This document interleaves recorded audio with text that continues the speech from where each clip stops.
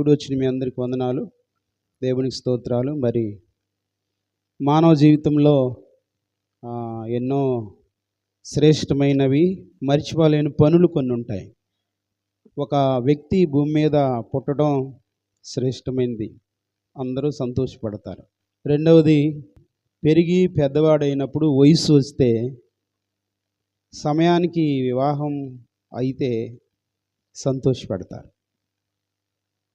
వీటితో పాటు ఇంకొక విషయం ఏంటంటే, సకాలంలో పిల్లలు పుడితే సంతోషపడతారు.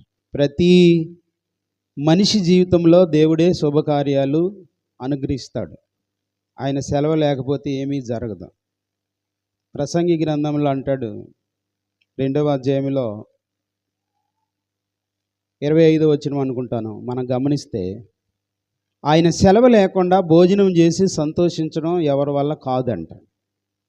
అంటే భూమి మీద ఉన్న సకల మనుషులకు దేవుడు ఏం చేస్తున్నాడంటే, ఆయన కృప చూపించి, ఆ కృపను బట్టి ప్రతి మనిషిని ఏం చేస్తున్నారంటే దీవెనకరంగా మారుస్తున్నారు. అందుకే పుట్టడం ఒక సంతోషమైతే, ఈడొచ్చాక వివాహం జరగడం ఒక సంతోషమైతే, మరలా వారికి పిల్లలు పుట్టి వారు ప్రత్యేకంగా దీవించబడటం కూడా ఎంతో గొప్పదైన సంతోషం. ఈ సంతోషంలో పాలి భాగస్తులుగా ఉన్న మీతో వాక్యం ఏం మాట్లాడుతుందో 2 లేక 3 విషయాలు నేను మీకు గుర్తు చేస్తా క్లుప్తంగా. అదేంటి అంటే, మానవ జీవితంలో మరి బిడ్డలు పుట్టినప్పుడు మనం సంతోషిస్తున్నాం, చాలా బాగుంది. ఆ మాట అందరూ సంతోషిస్తారు. చూసిన వాళ్ళంతా ఫలానా వ్యక్తికి సంతానం కలిగారు, మరి బాబు అంట చాలా బాగున్నాడని చెప్పుకుంటూ ఉంటారు. చాలా సంతోషం. ఆ బిడ్డ బాధను చూశారని, వాళ్ళ బాధలే పోయినాయి అని ఇలాగా మాట్లాడుకోవడం మనం చూస్తాం. కానీ వాక్యం ఏం చెబుతుందంటే, చాలామంది స్త్రీలు కన్నారు. స్త్రీలు కన్న వారిలో భూమి మీద ఎవరైనా ప్రత్యేకమైన వారు పుట్టారా అంటే, వాక్యం ఏం చెబుతుందంటే, స్త్రీలు కనిన వారిలో బాప్తిస్మిచ్చే యోహాను కంటే గొప్పవాడు పుట్టలేదు అన్నాడు. ఎందుకని బాప్తిస్మిచ్చే యోహాను గొప్పవాడు అంటే, యేసు ప్రభు వారు ఈ లోకంలో ఉన్న ప్రతి మనుషుని యొక్క పాపాలను క్షమించి, ఒక యజ్ఞబలి పశువుగా ఆయన కలువరి శిలువలో మనుషుల పాపాలన్నీ ఆయన భరించి, ఆ శిలువ శ్రమల ద్వారా ఆయన మరణించి సమాధి చేయబడి పరలోకం వెళ్ళి మళ్ళీ తిరిగి రాబోతున్నాడు. అంత గొప్ప దేవునికి ఈ యోహాను ఎలాంటి వాడిగా పుట్టాడంటే, యేసుప్రభు వారు పుట్టడానికి 6 నెలలకు ముందే యేసుప్రభు కంటే ముందు పుట్టి, ఇదిగో ఒక గొప్ప రక్షకుడు లోకానికి రాబోతున్నాడు అని ప్రకటన చేసిన వ్యక్తి అయినా, దేవుని వార్తను ప్రజలకు బోధించడానికి వచ్చినందుకు గాను బైబిల్ ఏం చెబుతుందంటే అతని గురించి, స్త్రీలు కన్నారు చాలామందిని, కానీ దేవుని రాకడ గురించి చెప్పే యోహాను గారు లాంటి వాడు ఎవరు లేరు అని వాక్యం చెబుతా ఉంది. దేవునికి మహిమ కలుగును గాక. అందుకే ఈరోజు నేను కొన్ని విషయాలు నేను మీకు గుర్తు చేస్తున్నాను. ఏంటి ఆ విషయాలంటే, పుడితే ఇలాంటి బిడ్డ పుట్టాలిరా బాబు అన్నట్లుగా మనము మన బిడ్డల్ని పెంచడానికి ప్రయత్నం చేయాలి. ఈ విషయం మర్చిపోవద్దు. వాడు పెరగటమే అట్లా పెరిగాడు అని చాలామంది నిర్లక్ష్యంగా కొట్టేస్తారు.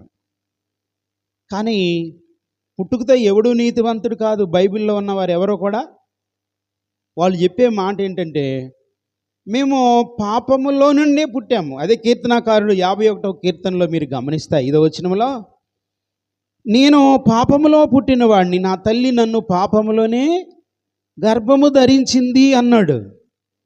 అంటే పాపము కాకుండా పరిశుద్ధంగా తెల్లని వస్త్రాలతో ఊడిపడిన ఏ వ్యక్తి లేడు, సేవకుడిగా నేను కూడాను. బుద్ధిపూర్వకంగా మనం చేస్తున్నది తప్పు అని తెలుసుకొని మార్పు చెంది దేవుని బిడ్డలమయ్యాం తప్ప, అంతే. ఆయన కృపలో మనం ఉన్నాం, ఆయన కృపలో మనం ఉన్నాం. దేవునికి మహిమ కలుగును గాక. అందుకే ఆయన కృపలో మనం ఉన్నాం కాబట్టి మనల్ని మనం కాపాడుకుంటూ నీతివంతులమయ్యాం. దేవుని నీతిని బట్టే, మళ్ళీ లోక సంబంధమైన నీతిని బట్టి అయితే కాదు. మనలో అసలు నీతే లేదు ఏ మనుషుడికైనా. కేవలం దేవుని కృపను బట్టి మనం నీతివంతులమయ్యాం. మంచిది. అయితే ఒక వ్యక్తి పుట్టినప్పుడు మనం గుర్తుపెట్టుకోవాలి, దేవుని ప్రణాళికలో ఈ బిడ్డ ఉన్నాడు అని గుర్తుపెట్టుకోవాలి. ఎఫెసీ పత్రిక మీరు 1వ అధ్యాయము 5-6 వచనాలు చూస్తే, జగత్తు పునాది వేయబడక మునిపే ప్రేమతో మనల్ని ఏర్పాటు చేసుకున్నాడంట. అప్పటికి సృష్టి రవంతా కూడా లేదు. మన బిడబిడ తరాలు ఎన్ని తరాలు గడిచిపోయాయో అన్ని తరాల తర్వాత మనం పుడతామని ఆయన ముందే మన గురించి ఎరిగి ఉన్నాడంట. దేవునికి మహిమ కలుగును గాక. ఎరిగి ఉన్న దేవుని దగ్గర మనం ఏమై ఉండాలి అంటే, ఆయన్ని ఎరగమన్నట్టు ఉంటే దీవించబడం, ఆయన ఎరిగి ఉంటే దీవించబడతాం. నన్ను ఎవరో మీరు ఎరగలేదు, నేను ఇప్పుడే ఈ ఊరు వచ్చాను అనుకుందాం. నేనమ్మా పలానా అంటే ఏమనయ్యాను మాకైతే తెలియదు అంటామా? లేకపోతే మొత్తం మీద ఎవరైతేలే ఏంటయ్యా ఏంటి బాగున్నావు, మీ అమ్మోళ్ళు బాగున్నారా, ఇట్లా పలకరించగలరా? పలకరించరు. పరిచయం ఉంటే మాత్రం పలకరిస్తాం. పరిచయం లేని వ్యక్తుల్ని మనం చనువివ్వము. ఒకవేళ పలకరించినా నార్మల్గా ఏదో పలకరించాలి కాబట్టి పలకరిస్తాము, బాగోగుల గురించి విచారించాం. కానీ ఈరోజు చాలామంది దేవుణ్ణి ఎరిగి కూడా ఎరగమన్నట్టు ఉన్నారంట. అంటే దేవునితో సంబంధం లేకుండా ఉన్నారంట. అందుకు గాను దేవుని వాక్యం ఏం చెబుతుందంటే, యేసు ప్రభువే లోకాన్ని రక్షించడానికి వచ్చినప్పుడు లోకమంతటికి మాదిరి చూపించి ఆయన దేవునిగా మహిమ పొందాలని ఆయనే మనకు మాదిరి ఉంచిపోయారు. లూకాసు వార్త 2వ అధ్యాయము 40వ వచనం, బాలుడు జ్ఞానముతో నిండుకొనుచు ఎదిగి బలము పొందుచుండెను, దేవుని దయ ఆయన మీద ఉండెను అని రాయబడింది. దేవుని దయ మనుషులందరి దయ ఉందంట. అందుకే ఇప్పుడు ఇతని గురించి అంటే యేసుప్రభు వారి గురించి బాలుడై పుట్టాడు, లోక రక్షకుడే మరియ తల్లి గర్భాన బాలుడై పుట్టాడు. ఆ ప్రభువుని గురించి ఏం రాయబడిందంటే, బాలుడు జ్ఞానముతో నిండుకొని. ఈరోజు మనం గమనిస్తూ ఉంటే చిన్నపిల్లలు పెద్ద పెద్ద బూతు మాటలు మాట్లాడుతూ ఉంటే, జ్ఞానం లేని అజ్ఞానం కలిగిన మాటలు మాట్లాడుతూ ఉంటే, ఏ తల్లికి భయం లేదు, ఏ తండ్రికి భయము లేదు. ఆ మాట్లాడుతున్న కొడుకు ఎట్టాగో బాలుడుగానే ఉన్నాడు కాబట్టి అతనికి జ్ఞానం నేర్పేవాళ్ళు ఎవరు లేరు. అది చాలా బాధాకరమైన విషయం అన్నమాట. ఏదైనా అనకూడనమాట, పొరపాటున మాట్లాడితే అయ్యో నేను మా అమ్మ కొడద్దేమో, మా నాన్న కొడతాడేమో ఈ మాటకి అని భయపడేది ఎవరో లేరు. నేను ఈ మధ్యన షార్ట్ వీడియో, నిత్య నన్ను పెళ్లి చేసుకుందాం ప్రేమించుకుందాం అందు డాడీ, అంత బూతు మాట అనొచ్చా అని ఏడుతున్నాడు వాడు. మీరు చూసారా షార్ట్ వీడియో? ఎవరమ్మా నిన్నేమన్నాను అంటే, నిత్య డాడీ ఏమందమ్మంటే, ఎరా నువ్వు చూసినావా, నువ్వు కూడా చూసినావు, విన్నావు కదా అంటే అంటాడు వాడు బొడ్డోడు అక్కడ. ఎరా నువ్వు ప్రేమించుకుందాం పెళ్లి చేసుకుందాం అంత పెద్ద బూతు మాట అనొచ్చా డాడీ అని అంటున్నాడు వాడు. నిజంగా నేను ఒక మాట చెబుతాను, ఆడికి బూతు మాట అని అర్థమైంది ఆడికి. ఇప్పుడు మా వయసులో ప్రేమ ఏంటి, మా వయసులో పెళ్ళి ఏంటి అని ఆడికి ఆ చిన్న బూతు మాట వాడికి అర్థమైంది. అది బూతు అనేది వాడికి అర్థమైంది. ఈరోజు అలాంటి వాళ్ళు అసలు ఎవరైనా ఉన్నారా? అరే మేనమా వస్తాను కానీ పిల్లనిస్తామని అడగరా? పిల్లనిస్తావా, ఇది నా భార్య అని అనిపిస్తున్నారు చిన్నప్పుడే. పెద్దల మనసులో ఉన్న ఆలోచనలు చిన్నలకు నూరిపోస్తున్నారు. అయితే నేను ఒక మాట చెప్తున్నా, మనం నూరిపోయాల్సింది అవి కాదు. ఏం పోయాలి? దేవుడు ఉన్నాడు, నేను కొడతాడు ఏదైనా పిచ్చి మాటలు మాట్లాడితే, ఏదైనా పిచ్చి పనులు చేస్తే మనకి కీడు వచ్చింది. ఈ మాటకి నిన్నందరూ తిడతారు, మమ్మల్ని కూడా తిడతారు, నాన్న అట్లా అనకూడదు అని తల్లిదండ్రులు చిన్నప్పటి నుంచే జ్ఞానాన్ని వాళ్ళకి నూరు పోయాలి. సామెతలు అంటాడు, బాలుడు నడవలసిన త్రోవ వాడికి నేర్పు, పెద్దవాడయ్యాక వాడు ఆ దారిలోంచి తొలగిపోడు అని వాక్యం చెబుతుంది. ఈరోజు మన పిల్లలకి అన్నం పెడుతున్నాం, కావలసిన సమృద్ధి వస్త్రాలు ఇస్తున్నాం, కావలసినవి ఎన్నో చేస్తున్నాం. కానీ దేవుని భయం వాడికి ఉండేటట్టుగా మనం తల్లిదండ్రులుగా బాధ్యత తీసుకోవాలి. వాడికి దేవుని భయం లేదనుకో, నీ భయం ఉండదు, నీ భయం లేదనుకో, సమాజంలో పెద్దలను గౌరవించలేడు.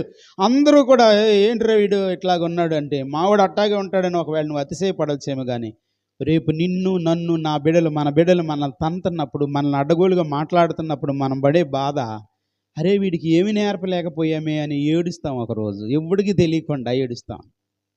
ఆ కర్మ అనేది మనకు రాకుండా మేము అదే అనుకుంటున్నాం, అరే ఈ పిల్లల గురించి తెలియకముందే మేము పిల్లల్ని కనేసామేంటి, మాకు తెలిసాక కన్నా పోయేదని బాధపడ్డా.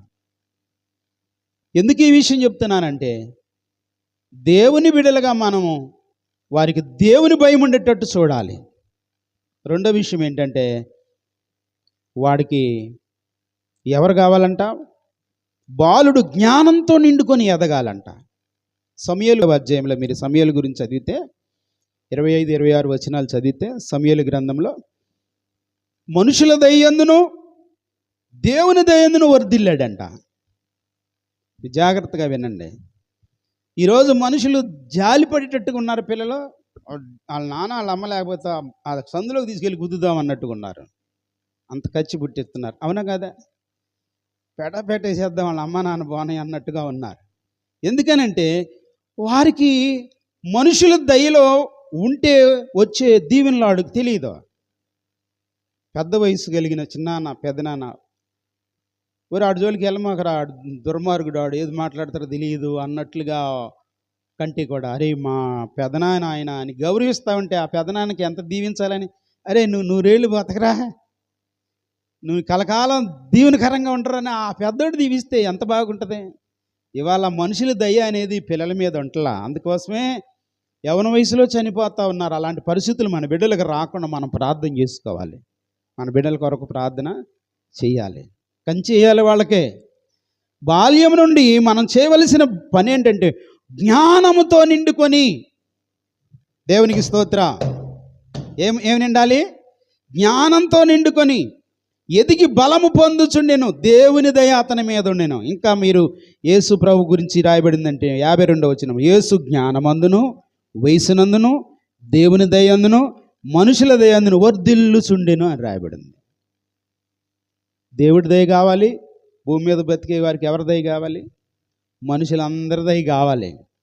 అందరి దయ లేకుండా మనం మన బిడ్డలను పెరుగుతూ ఉంటే, వాళ్ళు ఏదో అడ్డగోలుగా తిరిగి ఎట్టోగట్ట బతికేసి పెరుగుతూ ఉంటే మనం సంబరపడకూడదు.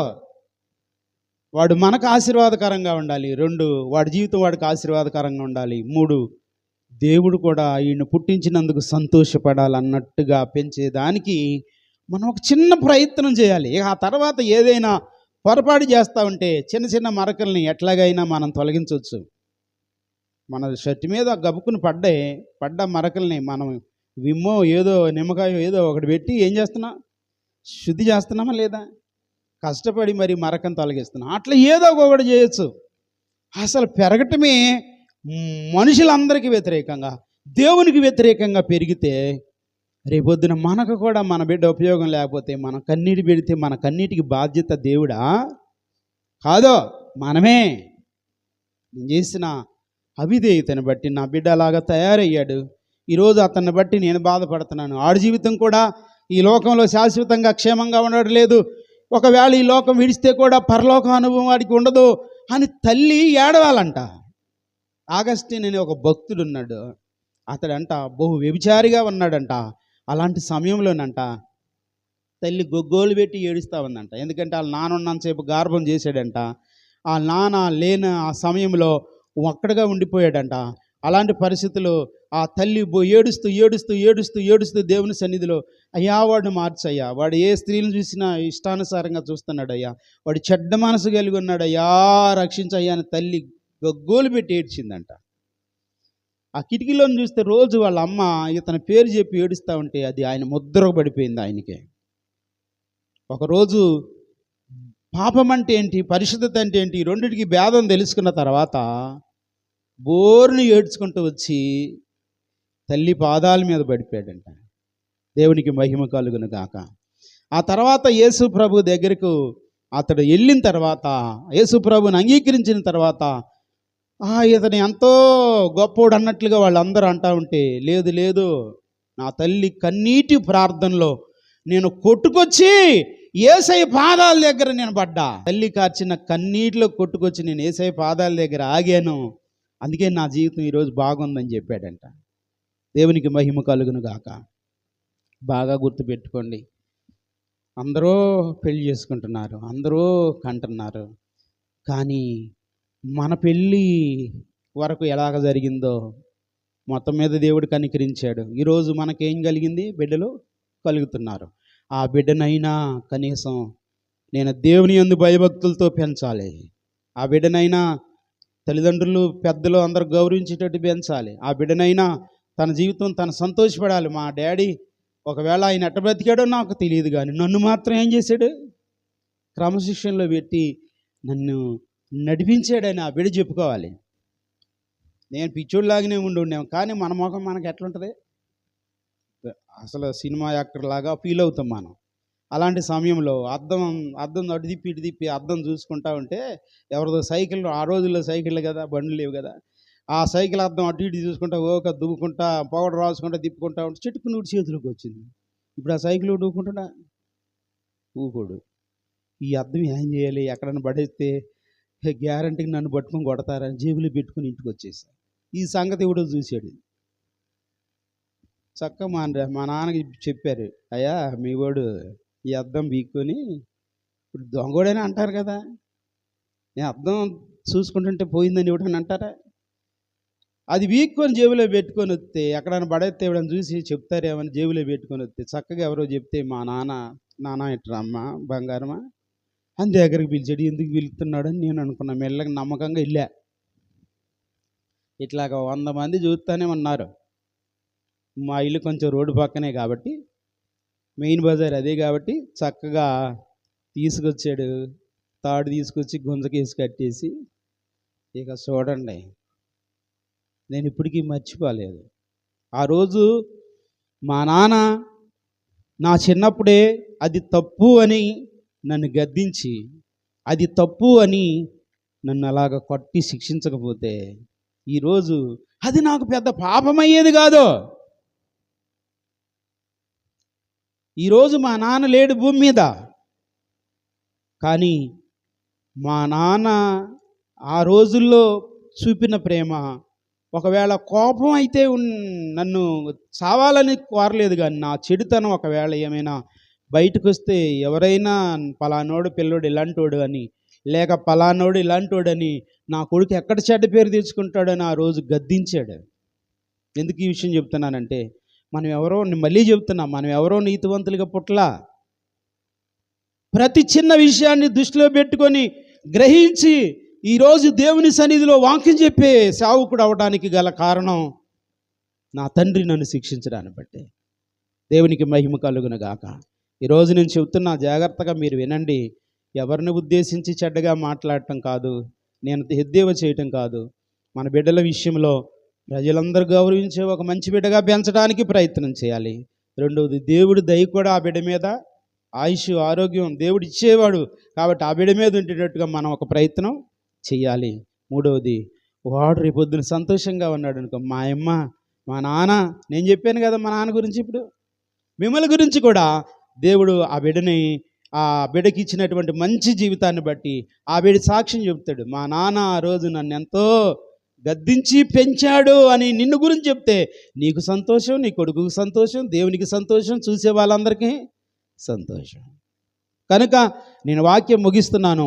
నా ప్రియమైన దేవుని పిల్లలారా, ముఖ్యంగా తల్లిదండ్రులుగా మీరు ఈ విషయాన్ని మీరు గ్రహిస్తే, యేసు ప్రభు అంతటి వాడికే మనుషుల దయ కావాల్సి వచ్చింది. యేసు ప్రభు అంతటి వాడికే పరలోకంలో ఉన్న దేవుని దయ కావాల్సి వచ్చింది. యేసు ప్రభు అంతటి వాడికే తన జీవితం తనకు తృప్తినివ్వగలిగిన మంచి జీవితం జీవించాల్సి వచ్చింది. అలాంటి ఒక మంచి దేవుణ్ణి పరిచయం చేయడానికి 6 నెలలు ముందు పుట్టిన యోహాను గురించి రాయబడింది. స్త్రీలే కన్నారు కానీ యోహాను లాంటి గొప్పవాడు ఎవ్వరూ లేడు అని అతని గురించి చెప్పబడిందంటే, ఈరోజు మనం ఆహారం పెట్టడమే కాదు, వాడు ఏదైనా తెలిసి తెలియక చిన్న పని చేస్తే ఆడు చిన్నోళ్ళే. ఎప్పుడు? చిన్నప్పుడు. వయసు వచ్చింది, ఆడు వయసు వచ్చింది, మరి నేనేం చేశాను? వాడికి పెళ్ళయింది, పెళ్ళం మార్చుకుంటుందిలే అంటే ఆ భార్యను కూడా నానా ఇబ్బందులు పెడతా ఉంటే అట్లా కూడా బాధే. తన జీవితం కుదురుగా లేకపోతే దేవునికి బాధ, తన జీవితం కుదురుగా లేకపోతే ఏంటి నా బతికెట్టు అయిపోయిందని తన బాధ, తన జీవితం కుదురుగా లేకపోతే తల్లిదండ్రులకు బాధ. ఇన్ని బాధలకు ఒక వ్యక్తి కారణమవుతూ ఉంటే దేవుడు ఇలాంటి ఒక సృష్టిని చూడాలని దేవుడు కోరుకోలేదు. నిన్ను నన్ను ఒక శ్రేష్టమైన బిడ్డగా ఉంచాలని ఆయన ప్రణాళికలో నేనున్నాను అని గ్రహింపగలిగిన వారిగా, మనుషులదేందు దేవునిదేందు వర్ధిల్లేవారిగా, తల్లిదండ్రులు తోబుట్టువులు సంతోషించేవారిగా, వాడి జీవితం వాడికి ఆనందకరంగా ఉండాలని నా దేవుడు నిన్ను నన్ను సృష్టించాడు. దేవునికి మహిమ కలుగునుగాక. నేను ముగిస్తున్నాను. 2025 సంవత్సరాల నాడు నా యేసయ్య భూలోకానికి వచ్చి ఎందుకు మరణించాడు? మనం అవిధేయులమని, మనం పాపులమని, మనం బలహీనమని, మన పాపంలోనే మనం ఉన్నట్లయితే చనిపోతాం, నరకానికి వెళ్ళిపోతామని అపారమైన ప్రేమ చేత మనందరి కొరకు ఒకే ఒక యజ్ఞ బలి పశువుగా నా దేవుడు యేసయ్యగా ఈ లోకానికి వచ్చి బలి అయిపోయాడు. ఆయన మరణించాడు, ఆయన సజీవుడు లేచాడు, పరలోకం వెళ్ళాడు. రాబోతూ ఉండగా ప్రభు కొరకు నేను బ్రతకాలని తల్లిదండ్రులు, తోబుట్టువులు, రక్త సంబంధులుగా ఈ స్థలంలో ఉన్న మీరు, నేను మనందరం దేవుని మహిమ కొరకు బ్రతుకుదుముగాక. అట్టి కృప దేవుడు మనకు అనుగ్రహించునుగాక. ప్రార్థన చేసుకు. మహోన్నతుడా, ఇప్పుడు వరకు నీ వాక్యాన్ని మాకు ఇచ్చినందుకు స్తోత్రాలు. మీ పరిశుద్ధ వాక్కు చేత మమ్మల్ని బలపరచమని యేసు నామములో ప్రార్థిస్తున్నాం తండ్రి. ఆమేన్.